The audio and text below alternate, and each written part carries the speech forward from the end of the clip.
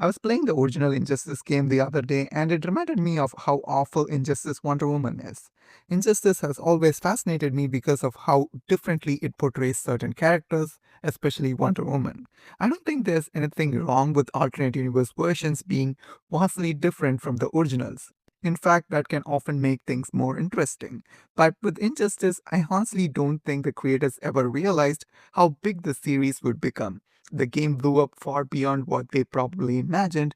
Even the spin off comics turned into massive hits, which is wild because video game tie in superhero comics almost never do well.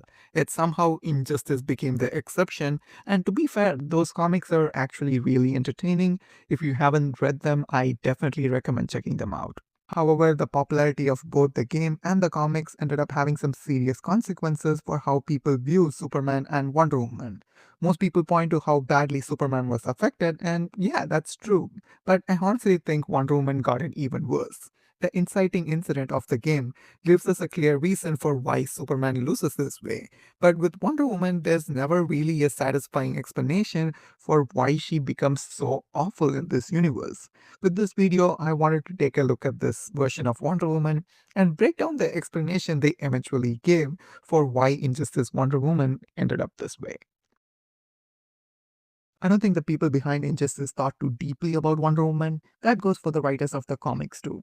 I get that the comic had to follow what the game established, but there are many moments where they actively make her worse for no real reason. There's a great example from Injustice Year 1. Superman gets into a conflict with Aquaman, but they eventually manage to work things out.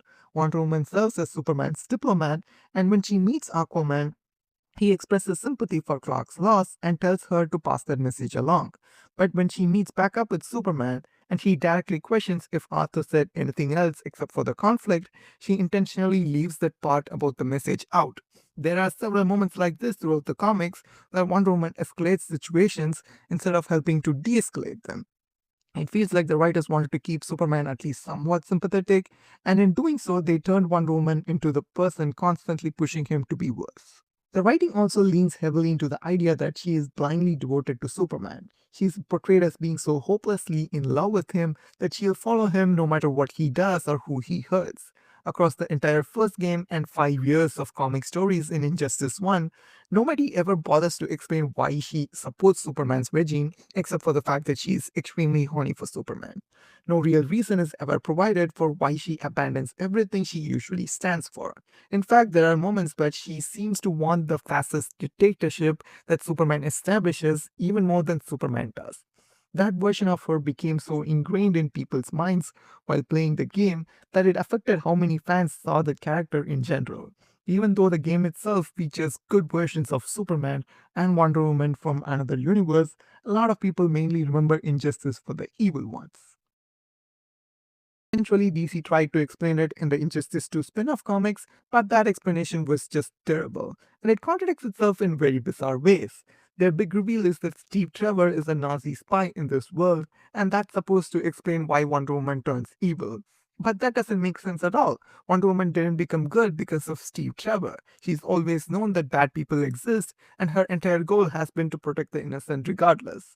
The weird part is that she spends time in the world of men, meets countless people, and sees the best and worst of humanity. Sure, she forms a close connection with Steve Trevor before discovering his betrayal, but why would her morals be so dependent on one person?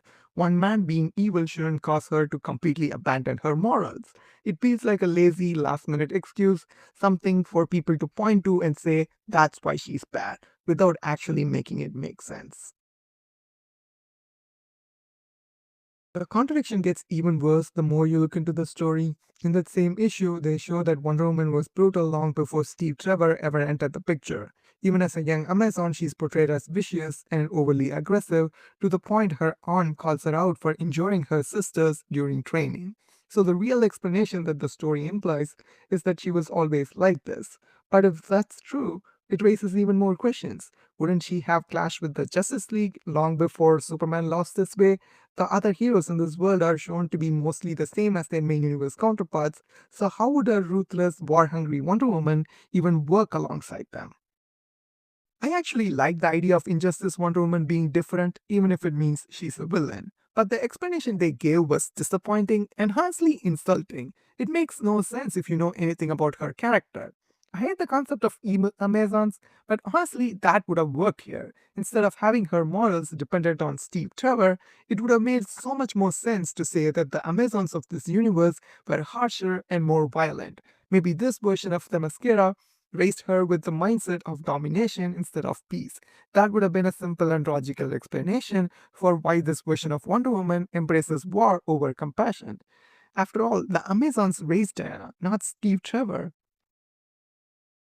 The Injustice version of Wonder Woman is flawed at her core because she doesn't feel like Wonder Woman at all, unlike the other Injustice characters, and the attempt to justify her behavior was clumsy at best. If Injustice had been just another random Elseworld story in the comics, I think most people would have moved on and forgotten about it long ago. But because it was a huge video game that ended up having a massive cultural reach and introduced a ton of people to DC for the first time, many walked away with these distorted versions of the characters. I'll be honest, I don't hate Injustice. I enjoy the games and love the comics for what they are, an exciting, chaotic, alternate universe. The real issue is how much influence this portrayal of the characters had. A lot of people couldn't separate the Injustice versions from the main DC versions, and that really hurt Wonder Woman's reputation in particular. There are still people today who think she's always like that. Aggressive, manipulative, power hungry, and that's all because of Injustice. That's why the Injustice series has such a mixed reputation, and the Injustice version of Wonder Woman is so hated. Alternate universes should show drastically different takes on familiar heroes. That's the point of them, that's what makes them interesting.